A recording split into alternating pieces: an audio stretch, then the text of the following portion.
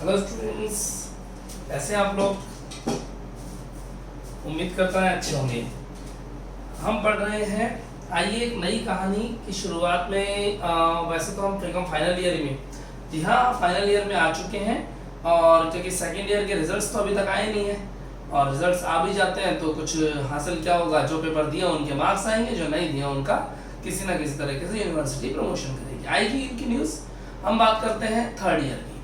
जी, थोड़ा सा third year का बेसिक लेते हैं, क्योंकि कई बच्चे ऐसे जो केवल मैनेजमेंट अकाउंटिंग पढ़ रहे हैं, कई बच्चे हैं जो कि बिजनेस बस्टिंग और मैनेजमेंट अकाउंटिंग साथ में पढ़ रहे हैं। एडवांस अकाउंटेंसी हम लेटर ऑन पढ़ेंगे, क्योंकि बुक्स मार्केट में लेट आती है इसकी और अपडेशन भी आता है, तो नई बुक्स लीजिएगा एडवांस अकाउंटेंसी की। बात करें subject audit and management accounting की।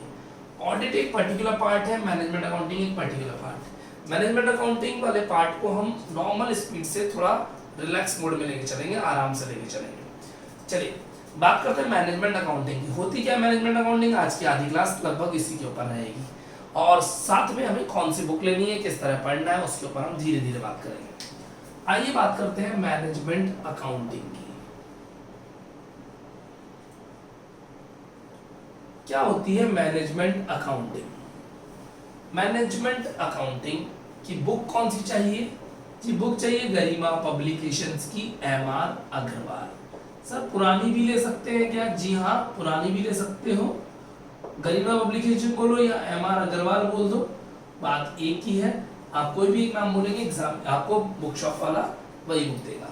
सब पुरानी ले सकते हैं, बट पिछले साल से ज्यादा पुरानी मत लीजिएगा। क्या होती है मैनेजमेंट अकाउंटिंग? आइए बात करते हैं सिंपली। मैनेजमेंट अकाउंटिंग वो अकाउंटिंग जो मैनेजमेंट को डिसीजन लेने में सपोर्ट करे। मैनेजमेंट को डिसीजन लेने में सपोर्ट करे, जी हाँ।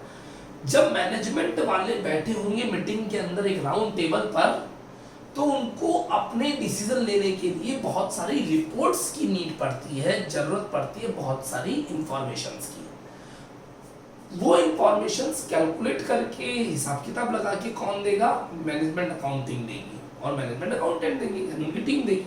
क्या कहना चाह रहा हूँ जरा समझते हैं। बहुत सारे मैनेजर्स हैं जो कि एक पर्टिकुलर टेबल पर बैठे हैं और डिसीजन लेना चाह रहे हैं कि हमें अपनी एक नई फैक्ट्री, एक नई ब्रांच, एक नई स्टेट में खोलनी चाहिए या नहीं खोलनी चाहिए। फॉर एग्जांपल, हमारी फैक्ट्री की जो कि दिल्ली, मुंबई, चेन्नई और कोलकाता में डीएमसी के, यस, दिल्ली, मुंबई, चेन्नई और कोलकाता के अंदर ऑलरेडी वर्कआउट कर रही है। नाउ हम चाहते हैं कि हमारी एक ब्रांच जयपुर में भी खोल दी जाए, ताकि हम राजस्थान को अच्छे से कवर कर पाए। दिल्ली से राजस्थान कवर प्रॉपरली नहीं हो पा रहा। इसके ऊपर सुनिएगा, इसके ऊपर एक मीटिंग होनी है। अब डिसीजन छोटा है और बड़ा है, बहुत बड़ा डिसीजन है, क्योंकि एक नया सेटअप डलेगा, पूरी पूरी फैक्ट्रियाँ होंगी, डेवलपमेंट होंगे, रिसर्च होगी, एनालिसिस होंगे, और फिर फैक्ट्री डलेगी। इन्वेस्टमेंट लाखों का है, करोड़ों का है, अरबों का है, अरबों में अमाउंट जाने वाला है, ठीक है। तो इस डिसीजन को लेगा कौन? इस डिसीजन को लेंगे साहब मेंबर्स, जिनको हम शेयर होल्डर भी बोलते हैं। ये शेयर होल्डर यानी मेंबर्स यानी कंपनी के असली ओनर्स डिसीजन लेंगे। अब साहब ओनर होते कौन है? जो कंपनी के अंदर ज्यादा पैसा लगाता है वो ओनर, छोटा पैसा लगाता है वो भी है तो ओनर, लेकिन वो ओनर डिसीजन मेकिंग में पार्टिसिपेट नहीं करता, क्योंकि उसको पैसा बहुत कम होता है। तो जो बड़े बड़े ओनर्स हैं वो एक टेबल पे आ जाते हैं, लेकिन इन बड़े बड़े ओनर्स को इस कंपनी की एग्जैक्ट पोजीशन की नॉलेज नहीं होती। क्योंकि देखिए सुनिएगा, एक होता है ओनर जो कि बिजनेस में पैसा लगाता है, लेकिन बिजनेस पे को संभालता नहीं है। एक होती है मैनेजमेंट कमेटी, यानी जिसके अंदर बोर्ड ऑफ डायरेक्टर्स वगैरह आते हैं। ये लोग कंपनी को रियल में संभालते हैं। जब ओनर कंपनी में पैसा लगाएगा, जरूरी नहीं कंपनी को संभाले या ना संभाले, लेकिन बोर्ड ऑफ डायरेक्टर्स कंपनी में पैसा नहीं लगाते, बहुत कम लगाते तो, लेकिन ये कंपनी को संभालते हैं। मैं इसका एक अच्छा एग्जांपल देता हूँ। जिस स्कूल में आप पढ़ते थे, उस स्कूल के, सर आप क्या पढ़ा रहे हैं? मैं मैनेजमेंट अकाउंटिंग क्या होती है बेसिक समझा रहा हूँ। जिस स्कूल में आप पढ़ते थे, उस स्कूल के डायरेक्टर साहब, जो कि स्कूल में कभी कभार दिखा करते थे, मैं बताऊँ कब दिखते थे? रिपब्लिक डे और इंडिपेंडेंस डे के दिन जब फंक्शन होता था वो जरूर आते थे, अजी झंडा फहराने, जी हाँ, और अपने कुछ वचन बोलने, यानी एक छोटा सा भाषण, हाँ आपको पकाऊ लगता था, वही दे, बिल्कुल बिल्कुल। वो डायरेक्टर सर कौन थे जो कि उस पूरे स्कूल के अंदर अपना पैसा इन्वेस्ट करते हैं, दैट इज डायरेक्टर सर, जिन्हें चेयरमैन साहब भी बोलते थे कई बार। वो डायरेक्टर सर ओनर है। लेकिन जो इस स्कूल के प्रिंसिपल थे, प्रिंसिपल जो कि डेली स्कूल आते थे, स्कूल को मैनेज करते थे, उस स्कूल के ओनर नहीं थे।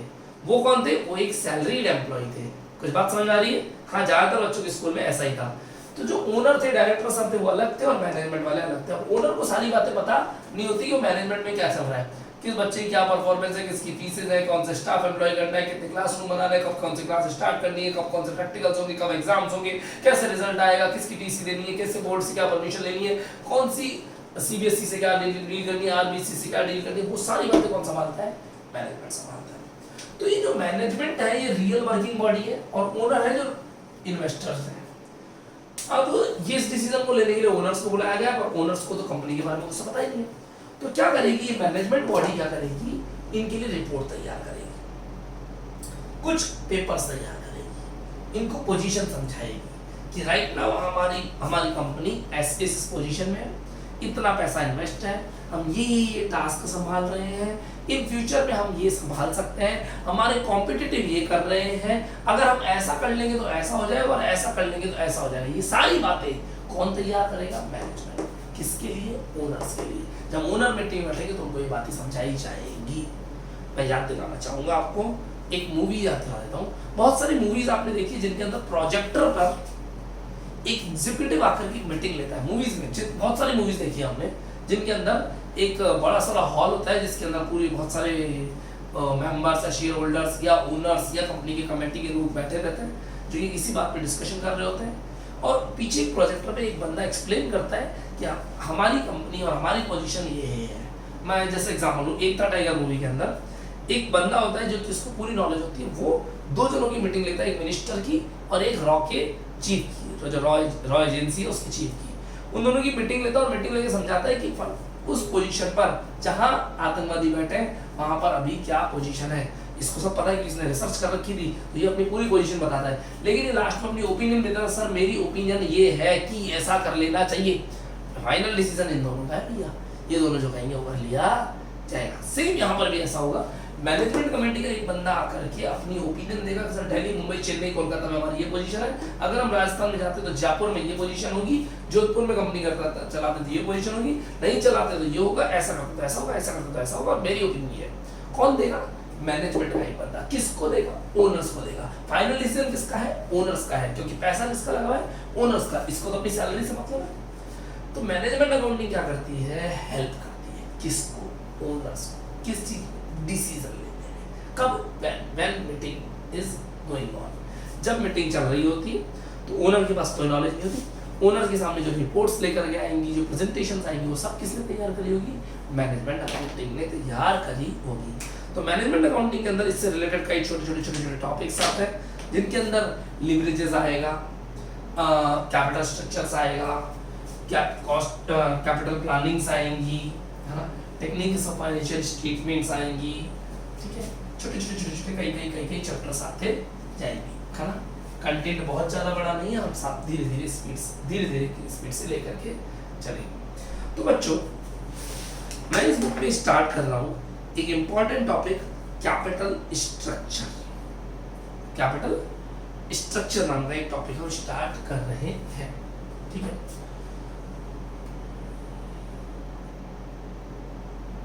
यस, कैपिटल स्ट्रक्चर क्या होता है? कैपिटल स्ट्रक्चर, पूंजी संरचना।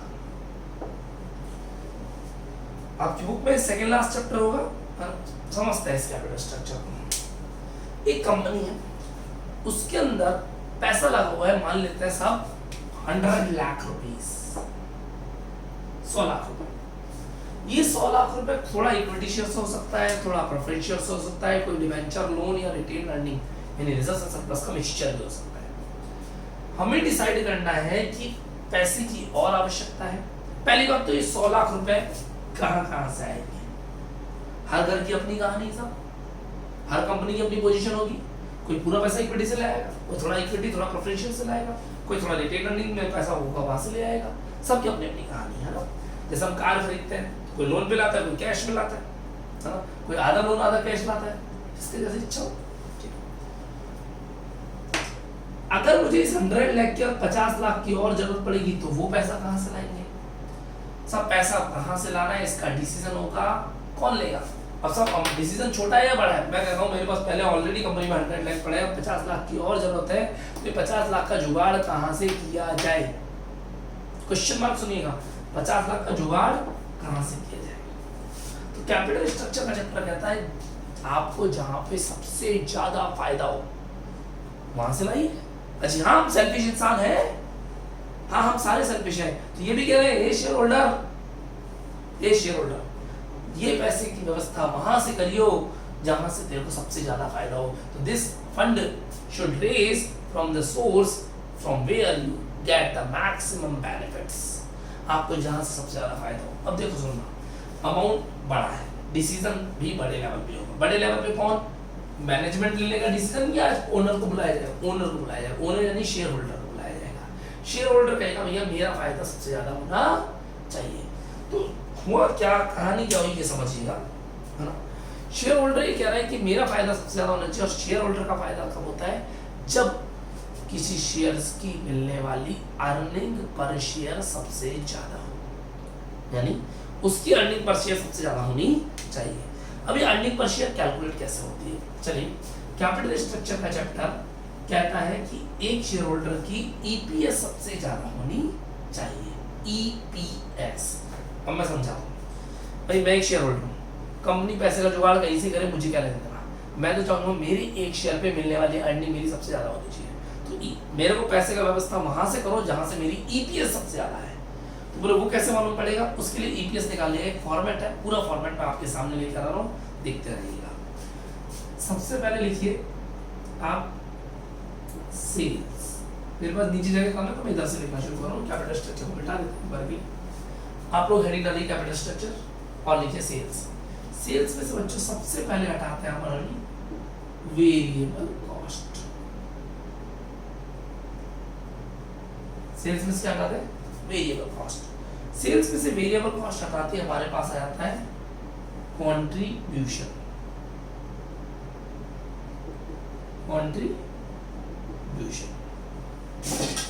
सेल्स में से वेरिएबल कॉस्ट हटा दी, कंट्रीब्यूशन आएगा। कंट्रीब्यूशन में से जैसे हम फिक्स्ड कॉस्ट हटा देंगे, फिक्स्ड कॉस्ट, तो हमारे पास आती है earning before interest and tax. Sales में से वेरिएबल कॉस्ट हटाइए, कंट्रीब्यूशन आएगा, कंट्रीब्यूशन में फिक्स्ड कॉस्ट हटाइए तो प्रॉफिट आता है। ऐसा हमने सेकंड ईयर में पढ़ा था, कंट्रीब्यूशन में फिक्स्ड कॉस्ट हटाते ही प्रॉफिट आता है। बस उस प्रॉफिट को इन्होंने बोल दिया ईबीआईटी। क्या है EBIT? Full form earning before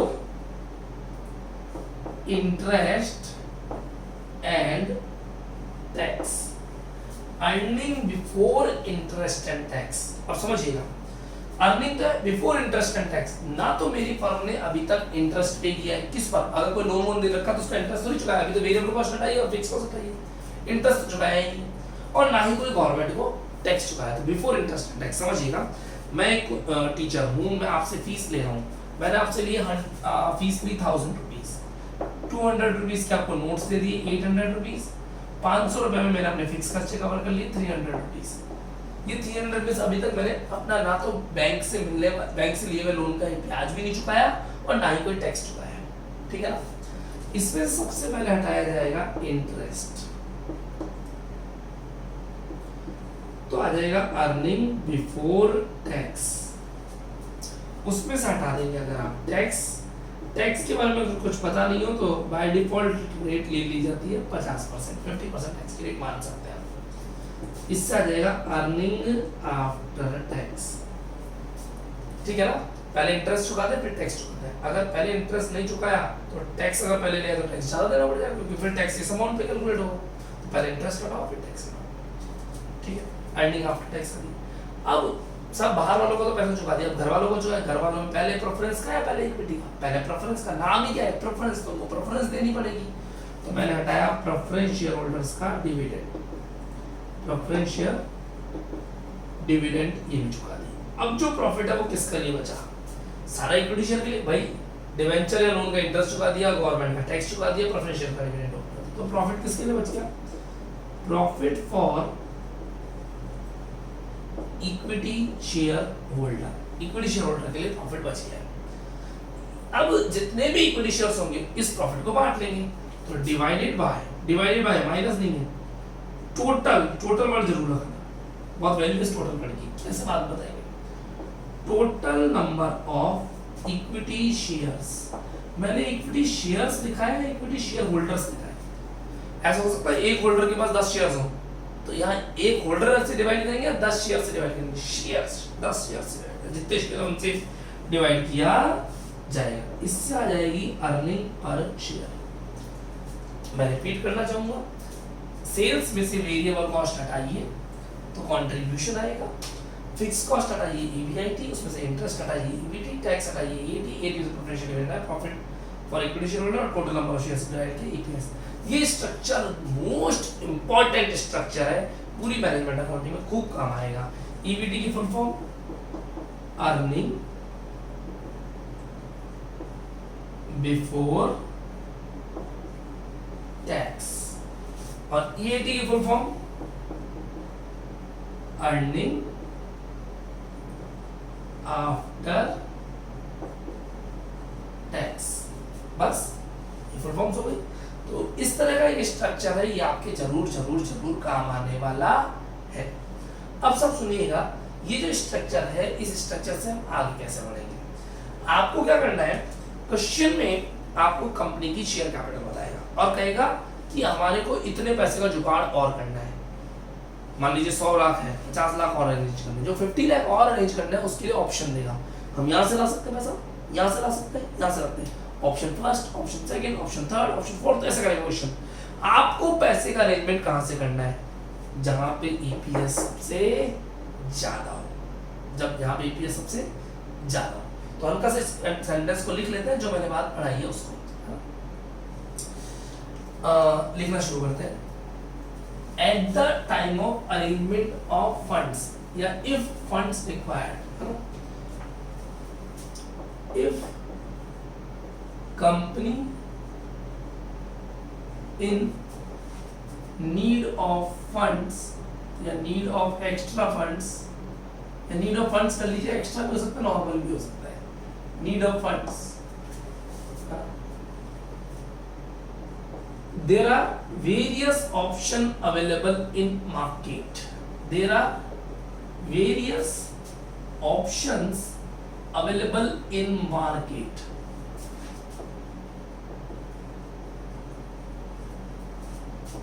जब कंपनी पैसे की व्यवस्था करने जा रही है तो उस टाइम मार्केट में बहुत सारे ऑप्शंस अवेलेबल है।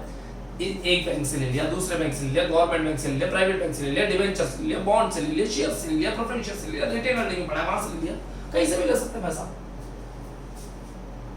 वी शुड अरेंज, हमें वहां से पैसा अरेंज करना है, funds from the option, we should arrange the funds from the option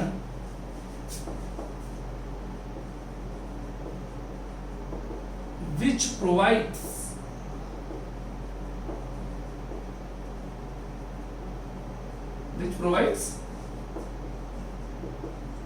highest EPS earning per share। हमें पैसे का जुगाड़, पैसे की व्यवस्था वहां से करनी है जहां से जिस ऑप्शन में ईपीएस सबसे ज्यादा मिलती हो। बिकॉज हम स्वार्थी हैं। हम कौन है? Share holder. Share holder decision ले रहा है, मैं डिसीजन ले रहा हूँ, तो मैं तो अपना स्वार्थ देखूंगा ना, और मेरा फायदा किसमें? जिसमें अर्निंग पर शेयर सबसे ज्यादा। वापस पढ़ते हैं पूरी कहानी। If company in need of funds, अगर कंपनी को पैसों की आवश्यकता है, there are various option available in market, market में विभिन्न प्रकार के विकल्प मौजूद हैं। वी शुड अरेंज फंड्स, हमें पैसे की व्यवस्था करनी चाहिए। कहां से? उस विकल्प से जहां से प्राप्त होने वाली प्रत्यंचार्जने सर्वाधिक हो, प्रत्यंचार्जने सर्वाधिक हो, ईपीएस हाईएस्ट हो। शुद्ध हिंदी में आ गया है ना।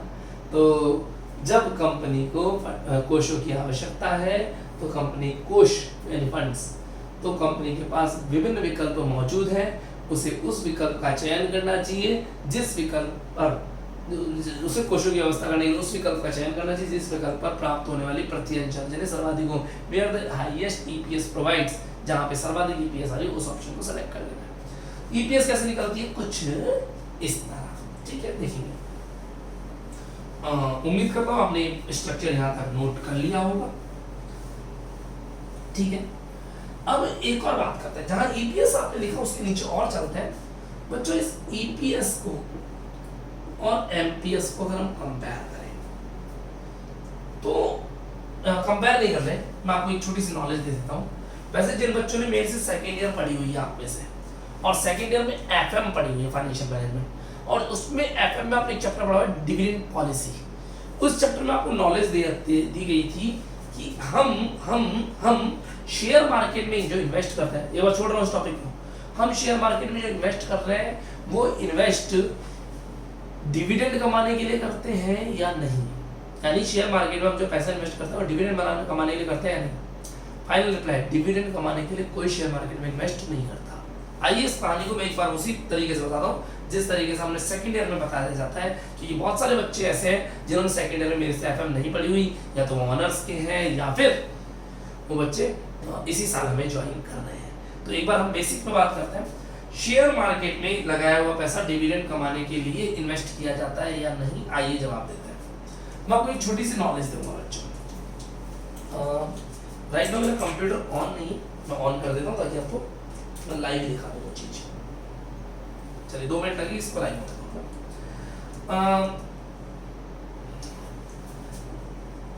आपने एक कंपनी का नाम सुना होगा एमआरएफ, हाँ, टायर्स ट्यूब्स वगैरह में डील करती है ये कंपनी। कंप्यूटर की स्क्रीन पे ध्यान ना दे, आप इधर ध्यान दीजिए प्लीज। एमआरएफ लिमिटेड है ना,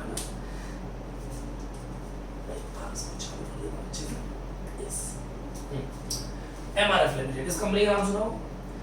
इस कंपनी का एक शेयर जिसकी फेस वैल्यू, मैं आगे बढ़ने से पहले बताना चाहूंगा, कई स्टूडेंट्स को पता नहीं है, थोड़ी सी नॉलेज के लिए, आज की डेट में अगर आप शेयर मार्केट में कोई शेयर्स खरीदना चाहते हो तो मार्केट में आज की डेट में एक भी प्रेफरेंस शेयर अवेलेबल नहीं है। शेयर्स अगर खरीदने हैं तो केवल आपको इक्विटी शेयर्स ही मिलेंगे। सर प्रेफरेंस शेयर्स कहाँ गए, है ही नहीं, हटा दिया, ऑब्सोल्यूट हो गए, डायनासोर की तरह गायब हो गए। तो फिर किताबों में तो मिलते हैं, हाँ किताबी ज्ञान में है, लेकिन वास्तविकता में if you want to buy some preference shares there is no preference shares available in market, है ही। तो फिर कौन से शेयर्स, इक्विटी शेयर्स, वो भी किस फॉर्म में, डिजिटल फॉर्म में। सर ये डिजिटल फॉर्म क्या होती है, डीमेटरलाइजेशन किया हुआ है इनका। डीमेटरलाइजेशन क्या होता है, अजी साहब पेटीएम आप सब यूज करते हो, पेटीएम में आपके पास बहुत सारे पैसे आते हैं और जाते हैं, क्या वो रोकड़ा आपने रियल में कभी देखे हैं क्या? मान लीजिए मेरे पेटीएम में भी 1000 रुपए आता है, तो 1000 रुपए मैं रियल में देखूंगा कि नहीं, डिजिटल में मेरी स्क्रीन पे देखेंगे 1000 रुपए, पेटीएम से आपने 1000 रुपए प्राप्त किए, मैसेज आ जाएगा, है ना, और किसी को मैं चुका भी दूंगा तो चला जाएगा, पैसा आया और गया, मैंने पैसे के दर्शन किए गया, रियल में दर्शन किए गया नहीं, डिजिटल फॉर्म में है, यानी आंकड़ा लिखा हुआ है कि पहले आपके अकाउंट में 4000 थे, 1000 हो गए, 5000 हो गए, आपने किसी को 2000 चुका दी, 3000 हो गए, लेकिन क्या पैसा हम देख रहे हैं नहीं देख रहे। सेम ऐसी आज शेयर्स में होते हैं, यानी डिजिटल फॉर्मेट में आएंगे, आपके अकाउंट में दिखाएंगे और क्या कितने शेयर्स पड़े हैं, ठीक है ना। मैं आपको मेरा अकाउंट भी दिखा देता, मेरे पास कितने शेयर्स पड़े हैं, ऐसा हम भी खरीदते रहते हैं, रोज खरीदते हैं। जो लोग शेयर मार्केट में कोर्स करना चाहते हैं, हमने वोकेशनल कोर्सेज स्टार्ट किए हैं, छुट्टियों में कराएंगे आपको। कौन सी छुट्टियों में, मार्च अप्रैल अगले साल, अभी नहीं, अभी चालू किया था लेकिन कोविड में सब मजा नहीं आया, स्टॉप कर दिया। चलिए मेरा कंप्यूटर स्टार्ट हो गया, मैं आपको कुछ दर्शन कराना चाहूंगा। उम्मीद करता हूँ शायद आपको कंप्यूटर स्क्रीन दिख रही हो, नहीं दिख रही आपको यहाँ कंप्यूटर स्क्रीन, मैं थोड़ा सा कंप्यूटर स्क्रीन को एडजस्ट कर देता हूँ। यस, उम्मीद करता हूँ अब आपको यहाँ पे कंप्यूटर स्क्रीन दिख रही होगी। मैंने गूगल क्रोम खोला,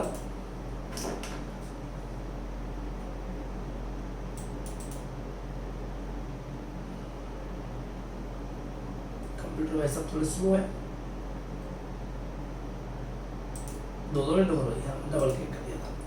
यहाँ पे मैं एमआरएफ शेयर की प्राइस डालता हूँ, आपके पाँव के नीचे से जमीन सरकाएंगे साहब, सरकाने।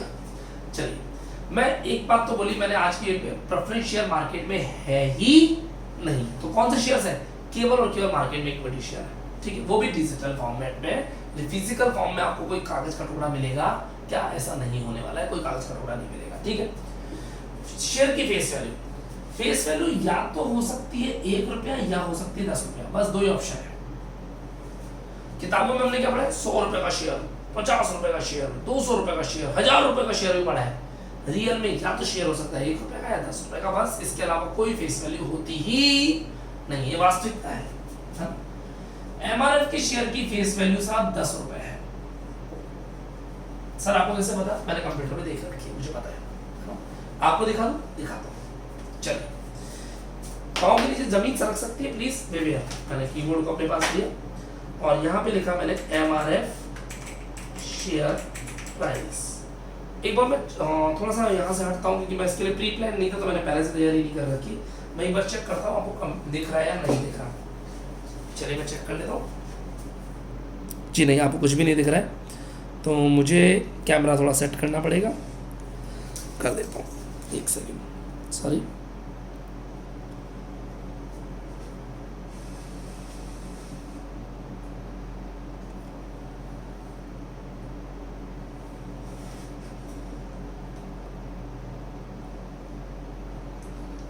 फाइन, उम्मीद करता हूँ अब आपको थोड़ा सा दिख जाएगा इसके अंदर, कोई इशू नहीं। क्लास थोड़ी सी डिस्टर्ब हो रही है क्योंकि कोई और रिकॉर्डिंग करने वाला नहीं, मैं ही रिकॉर्ड कर रहा हूँ, तो मुझे फ़र्क नहीं पड़ता इसमें, क्योंकि हमको शूटिंग तो करनी है।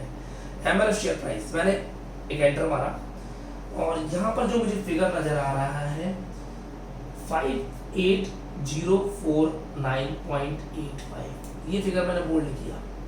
शायद आपको दिख रहा हो, नहीं दिख रहा तो कोई बात नहीं, मैं बोर्ड से लिख देता हूँ।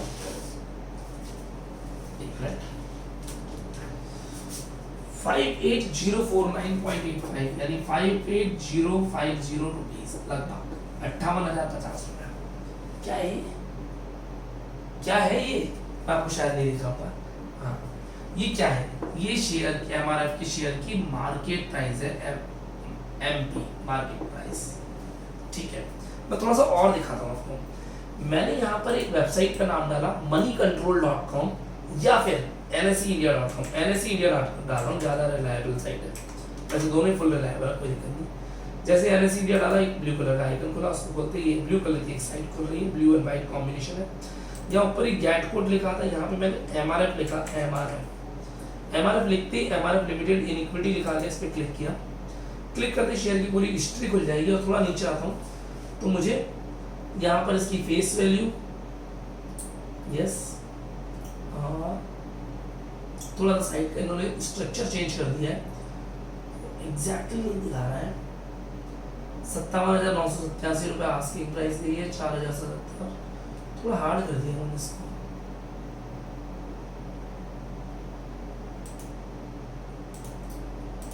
मैं निकाल देता हूँ इसकी, नहीं यहाँ से अच्छा नहीं आ रहा, थोड़ा साइड का स्ट्रक्चर चेंज हो गया। मैं मनी कंट्रोल पे जा रहा हूँ,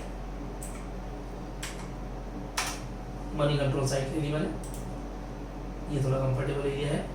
यहाँ पे ऊपर ही ऊपर सर्च का ऑप्शन आ रहा है, यहाँ पे मैंने एमआरएफ डाल दिया और एंटर किया।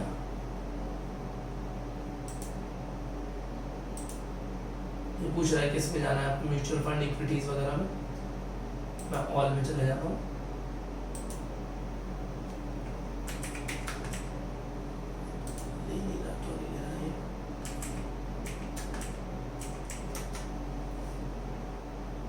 यस, एमआरएफ लिमिटेड खोला इसने।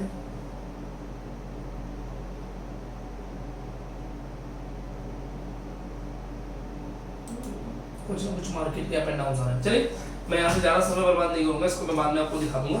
अभी मेरे को जो टारगेट दिखाना था मैंने आपको दिखा दिया। वापस टॉपिक पर आते हैं। मैं कैमरे को थोड़ा सा बोर्ड की तरफ वापस लेकर के आना चाहूँगा, थोड़ा डिस्टर्ब हुए, बट मुझे स्क्रीन तो आपको दिखी नहीं रही थी। चलिए वापस बोर्ड पे आ जाते हैं हम लोग। यस यस, परफेक्ट है। चलिए स्टूडेंट्स, तो मैं क्या कहना चाह रहा हूँ, वापस टॉपिक पर आते हैं। एमआरएफ के शेयर की फेस वैल्यू है 10 रुपया और मार्केट प्राइस है 58,050 रुपए। जब इस शेयर की आप रियल प्राइस कुछ दिन पहले देखते हैं, आज से साल भर पहले के आसपास, अभी तो बहुत गिरा हुआ है, तो इसकी प्राइस लगभग 72,000 रुपए के आसपास चल रही थी, 72,000 रुपीज। सर क्या बात कर रहे हैं, हमने तो 10 वाला शेयर 12 रुपए में देखा है या 8 रुपए में देखा है। जी देखा होगा, 8 रुपए और 12 रुपए वो गए, वो एक किताबी ज्ञान है ना। रियल में ये शेयर मार्केट के अंदर if you want to buy a single share you have to pay this amount 58050 आज की डेट है। अगर आप कोई 10 रुपए वाला शेयर कर रहे हो तो 58,050 रुपए देने पड़ेंगे। तो क्या बात कर रहे हो, क्या ये सच्चाई है? मैं नहीं, गूगल बाबा बोल रहा है, शेयर मार्केट बोल रहा है। तो हमारी यहाँ कुछ नहीं चलती, ये वास्तविकता है, यहाँ इतना ही पैसा खर्च करना पड़ेगा।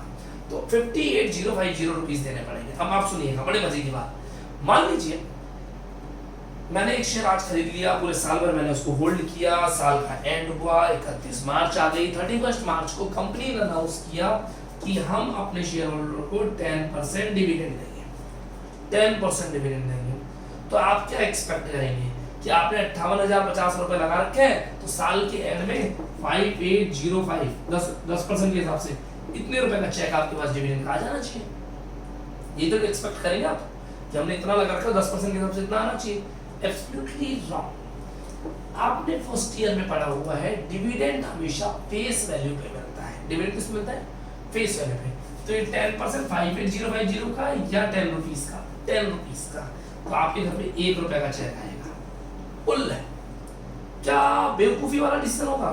58,050 रुपए लगाओ, साल के एंड में 10% डिविडेंड कमाओ। 10% किसका? 58,050 का नहीं, 10 रुपए का, 1 रुपए का चेक आएगा। क्या सर वास्तविकता में ऐसा होता है? जी हाँ, वास्तविकता में ऐसा होता है। क्या 1 रुपए का चेक आएगा? हाँ, 1 रुपए की कंपनी डिसाइड कर देती है 10 रुपए से कम का चेक नहीं भेजना, पर रियल में 20 रुपए, 30 रुपए, 50 रुपए के चेक खूब आता है, खूब आता है सर, है ना? तो 1 रुपए का चेक आएगा, और 1 रुपए का तो तब आएगा जब 10% दे रही है। रियल में 10% कंपनी कोई देती नहीं है, कोई 1%, कोई 2%, कोई 3%। 2% अगर कंपनी ने दिया तो 20 पैसे का चेक आएगा। बताइए, क्या आप 58,000 रुपीज लगभग लगा करके साल के एंड में 1 रुपया या 20 पैसा कमाना चाहेंगे? कितना मिलता है डिविडेंड? कमाना चाहेंगे? कोई नहीं कमाना चाहता, कोई नहीं। तो फिर शेयर मार्केट में इन्वेस्ट क्यों करते हैं? शेयर मार्केट में इन्वेस्ट करते हैं पैसे से पैसा बनाने के लिए। जो 5050 रुपीज आज आपने लगाए हैं, ये आधे घंटे बाद, 1 घंटे बाद, 1 दिन बाद, 4 दिन बाद, 4 दिन बाद ये पैसा मान लीजिए 60,000 बन जाता है। तो लगभग 4 दिन में आपने 2,000 रुपए कमा लिए। तो आप 4 दिन में 2,000 कमाना चाहेंगे या साल भर में 1 रुपया? आई रिपीट, 4 दिन बाद अगर 60,000 रुपए बन जाता है, तो 4 दिन में आप लगभग 2,000 रुपए की प्राइस इंक्रीमेंट है, तो 4 दिन में 2,000 कमाना चाहेंगे या साल भर में 1 रुपया? 4 दिन में 2,000, यही तो बात है सर। 60,000 की जगह ये 52,000 भी तो हो सकता है, तो हमारे पैसे डूब भी तो सकता है। जी हाँ, शेयर मार्केट एक जुआ है, सट्टा है, यहाँ पर पैसा अप एंड डाउन हो सकता है, रिस्क है, तो वो लॉस भी हो सकता है। 4 दिन में 5-6 हज़ार कमा भी सकते हो। तो शेयर मार्केट में जो व्यक्ति इन्वेस्ट करता है उसका टारगेट डिविडेंड कमाना नहीं होता है। उसका टारगेट मार्केट प्राइस फ्लक्चुएशन से प्लस माइनस में या तो प्रॉफिट कमाएगा या लॉस खा के रह जाएगा। इससे ये वाला प्राइस कमाता है। यानी शेयर मार्केट में कोई भी व्यक्ति डिविडेंड कमाने के लिए इन्वेस्ट नहीं करता जनरली, ठीक है। सब लोग शेयर फ्लक्चुएशन और प्राइस कमाते हैं। तो साफ बताइए, मैं क्या कंपनी की ईपीएस, अब EPS earning per share, company जितना कमाती है उसमें से डीपीएस बांटती है, तो मैं कंपनी ईपीएस में इंटरेस्टेड रखूं या एमपीएस में इंटरेस्ट रखूं? मार्केट प्राइस, आप बताइए। आपका टारगेट 58 को 60 बनाने का होगा या आप वो 1 रुपए 1.5 रुपए पे दिमाग लगाओगे? कोई भी पर्सन ईपीएस पे डिसाइड एपीएस पे नहीं टिकता, तो किस में चला जाता है? एमपीएस में। तो मैं क्या कहना चाह रहा हूँ, फाइनल रिप्लाई मेरा सुनिएगा कि एक व्यक्ति डिविडेंड कमाने के लिए शेयर मार्केट में नहीं जाता, मार्केट प्राइस के लिए जाता है। ये मैंने आपको उस पिक्चर से पूरे एमआरएफ की कहानी समझाया। तो मैं क्या कहना चाहता हूँ, अभी जो स्ट्रक्चर बनाया था उसमें नीचे नीचे ईपीएस आ रहा था, हम डिसीजन ईपीएस से ले लेंगे। लेकिन अगर क्वेश्चन में हमें पीई रेशियो गिवन हो, कौन सा ratio? PE ratio, price earning ratio given हो, तो पीई रेशियो, ये पीवी रेशियो नहीं है, प्राइस अर्निंग रेशियो है। अगर ये रेशियो क्वेश्चन में गिवन है तो हम ईपीएस को पी रेशियो से मल्टीप्लाई करके एमपीएस पे पहुंच जाएंगे। एक पीई रेशियो होता है, वो पी रेशियो एमपीएस पे पहुंचा देता है। ये एमपीएस पी रेशियो क्या होता है बता दूं, पी रेशियो का फॉन्ट साइज बड़ा करते हैं। पी रेशियो का एक फॉर्मूला है एमपीएस अपॉन ईपीएस। पी बोले तो प्राइस, ई बोले तो अर्निंग। प्राइस ऊपर, अर्निंग नीचे। Market price of the share upon earning from the share, दोनों डिवाइड कर दिया। अगर मैं इस ईपीएस को यहां से हटा के पी रेशियो से मल्टीप्लाई कर दूं, यानी इसको इससे मल्टीप्लाई कर दूं, तो क्या एमपीएस आ जाएगी, क्या आ जाएगी ना। तो मैंने ये करा एपीएस को पी रेशियो से मल्टीप्लाई करके एमपीएस निकाल लिया। और जब क्वेश्चन में एमपी रेशियो हो तो आपको एमपीएस में भी जाना है, यानी वो जो सेल्स माइनस वेरिएबल कॉस्ट वाली पूरी कहानी चल रही थी ना, उसमें ईपीएस पे नहीं रुकना, आपको कहां तक जाना है, एमपीएस तक जाना है। तो आप अपनी टेबल में नीचे ईपीएस लिखा था, उसको मल्टीप्लाई कर लो पी रेशियो से और एमपीएस पे जाना, और डिसीजन अब ईपीएस से नहीं एमपीएस से आएगा। आई रिपीट, अगर पी रेशियो नहीं हो तो हाईएस्ट ईपीएस सेलेक्ट करो, पी रेशियो हो तो हाईएस्ट एमपीएस सेलेक्ट ही जाएगी। कैसे होते हैं सारे क्वेश्चन, इसके बारे में डिटेल से सारी बात हम कल की आने वाली क्लास में करेंगे। आज बच्चों यही रोकते हैं, है ना। कल फिर मिलेंगे, सेम टाइम सेम चैनल बोले तो ये हमारी एप्लीकेशन पे। Bye bye.